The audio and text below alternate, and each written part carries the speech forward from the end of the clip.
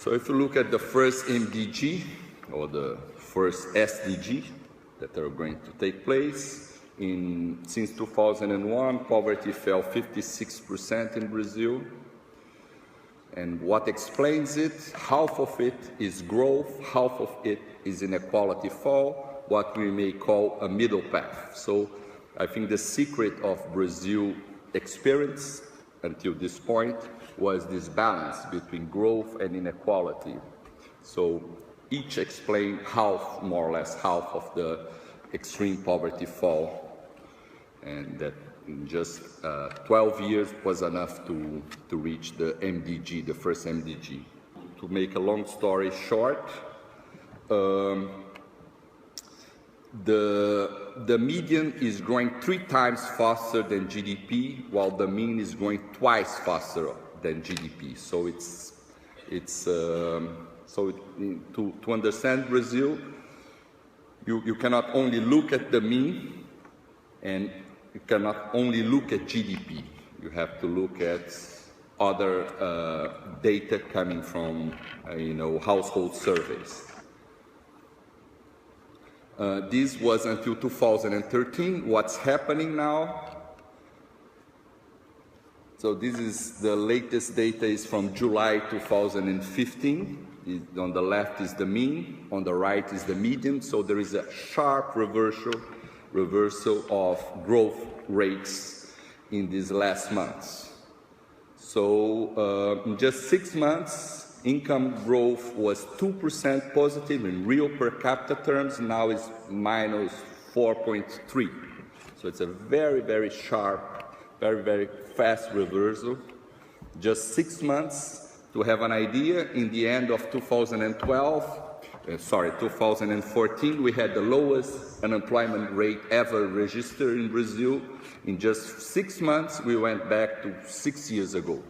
So it's very, very, and this is worrying, not only because of the major welfare impacts, but also politically and the sharp reversal are very, if you are stagnated for a long time, you generate less turbulence than if you do it fast, like it's happening. So basically what happened in Brazil, this data is only for the metro regions, okay, this data.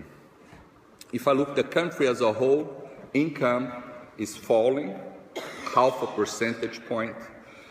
But in the metro regions, where most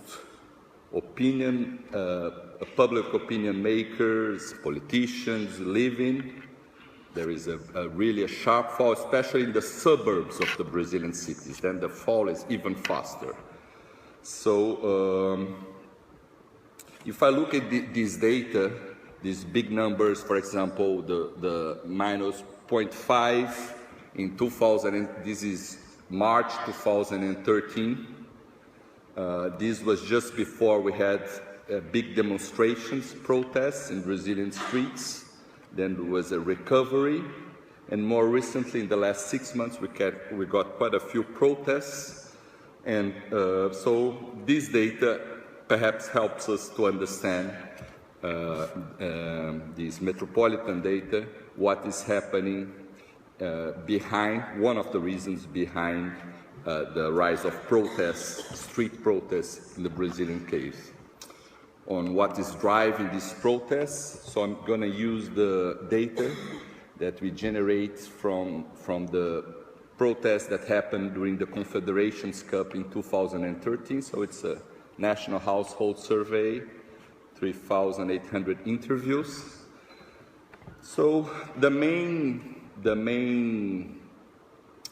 motivation that people present for protests, first, the main motivation, I have none.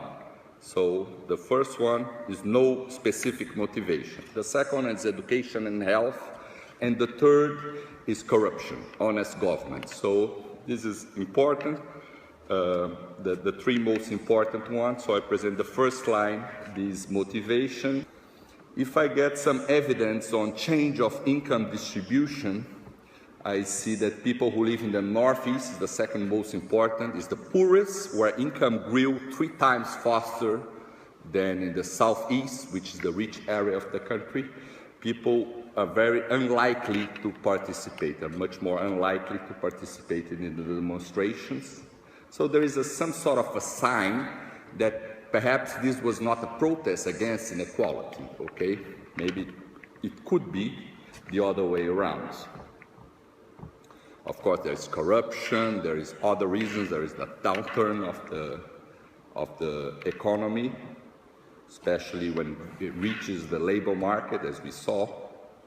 But there is some evidence, for example, people who do have health insurance are more likely to participate, but when these people have a delay in public services bill, they are more likely to participate. So it's consistent with the idea that inequality in Brazil fell, and those who didn't get the most of the win, didn't win the most, were more likely to participate in demonstrations. And when you get qualitative questions like, do you think the income of the poorest improved more than yours? This had a big impact. And also, if you are against Bolsa Família, which is a very well-targeted conditional cash transfers in Brazil, you're more likely to participate. So, I would at least set some doubt, in this comparison between the Brazilian and the Occupy Wall Street and Brazilian demonstrations. And the main variable, just to finish here, that explains participation is if I use internet as the main source of information. So just to leave the last point here.